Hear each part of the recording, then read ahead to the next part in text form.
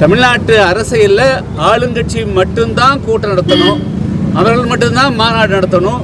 வேறு எந்த அரசியல் கட்சிகளுமே தங்களை தாண்டி ஒரு அரசியல் கட்சி ஒரு கூட்டத்தை நடத்தி சிறப்பாக பெயர் வரக்கூடாது என்ற ஒரு உள்நோக்கத்தோடு தான் இந்த அரசு நடந்து கொண்டிருக்கிறது. அந்த வகையில் திட்டமிட்டு தமிழ்நாடு வெற்றி கழகத்தினுடைய இதில் விஜய் அவர்களுடைய கூட்டத்தை சீர்குலைக்க வேண்டும், அது ஏதாவது ஒரு அசம்பாவியத்தை உருவாக்கணும், அவருக்கு ஒரு பயத்தை உருவாக்கணும், அவருக்கு ஒரு கெட்ட பேரை பொதுமக்கள் மத்தியில் உருவாக்கணும். திமுகவுக்கு மாற்றாக 2026 சட்டமன்ற தேர்தல் இன்னொரு சக்தி எழுந்து வந்துவிடக்கூடாது என்ற அரசியல் நோக்கத்தோடு தான் இந்த கூட்டம் சீர்குலைக்கப்பட்டதாக தெரிகிறது.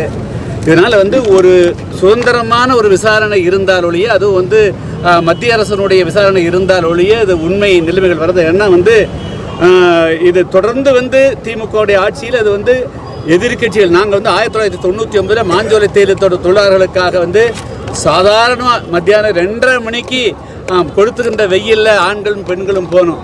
அதை அப்படியே அடித்து லத்திச்சார்ஜ் பண்ணி ஆற்றுக்குள்ளே கொண்டு 17 பேர் கொண்டாங்க. இப்போ அதே போல் 8 மணிக்கு மின்சாரத்தை கட் செஞ்சுட்டு இருட்டுக்குள்ளே அத்தனை பேர்த்தையும் கும்பலாக தள்ளி விட்டு இது 39 பேர் கொலை செய்யப்பட்டிருக்காரு தான் சொல்லணும். இது நான் 39 பேர் இது மரணம் என்று சொல்ல, 39 பேர் கொலைதான் செய்யப்பட்டிருக்காரு தான் நாங்கள் குற்றம் சுமத்த விரும்புகிறேன்.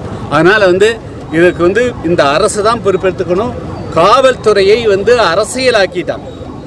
அவர்கள் கரை கட்டாத திமுக காரர்களாக செயல்படணும். அது கான்ஸ்டபிள் இருந்து எஸ்பியிலிருந்து டிஜிபி வரையிலும் அந்த மாதிரி ஒரு நிலையை தமிழ்நாட்டில் தள்ளுகிறாங்க.